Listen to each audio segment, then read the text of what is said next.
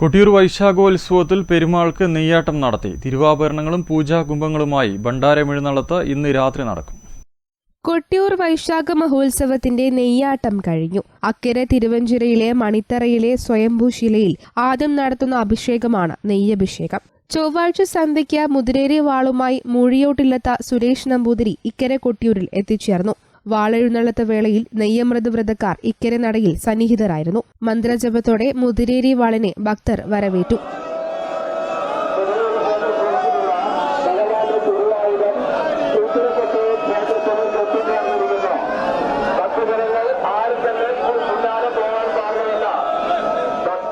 രാത്രി ഓടയും തീയുമായി സ്ഥാനികർ അക്കരെ ക്ഷേത്രത്തിൽ പ്രവേശിച്ച ചോതിവിളക്ക് തെളിയിച്ചു.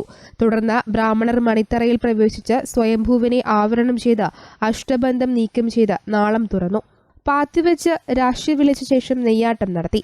ജന്മസ്ഥാനികരായ വില്ലിപ്പാലൻ കുറുപ്പിന്റെയും തമ്മങ്ങാടൻ നമ്പ്യാരുടെയും നെയ്യ് ആദ്യമായി സ്വയംഭൂ വിഗ്രഹത്തിൽ അഭിഷേകം ചെയ്തു. തുടർന്ന് ക്രമമനുസരിച്ച് വിവിധ മഠങ്ങളിൽ നിന്നും എത്തിയ വ്രതക്കാരുടെ നെയ്യ് ഏറ്റുവാങ്ങി അഭിഷേകം ചെയ്തു.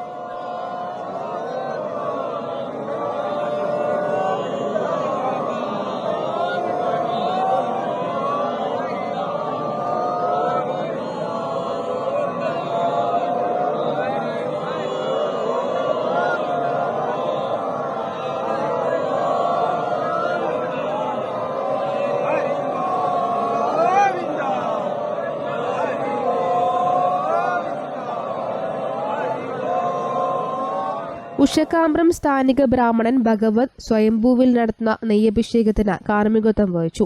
ബുധനാഴ്ച രാത്രിയാണ് ഭണ്ഡാരം എഴുന്നള്ളത്ത്. മണത്തണ കരിമനക്കൽ ഗോപുരത്തിൽ നിന്ന് ഭണ്ഡാരം എഴുന്നള്ളത്ത് പുറപ്പെടും. സപ്തമാതൃപുരം എന്ന ചപ്പാലത്തെ ഭഗവതിയുടെ വാളുകളും ഭണ്ഡാരത്തോടൊപ്പം കൊട്ടിയൂരിലേക്ക് എഴുന്നള്ളിക്കും. പരമ്പരാഗത വാദ്യങ്ങളുടെയും 2 ഗജവീരന്മാരുടെയും അകമ്പടിയോടെയാണ് എഴുന്നള്ളത്ത്. News bureau, Peravoor.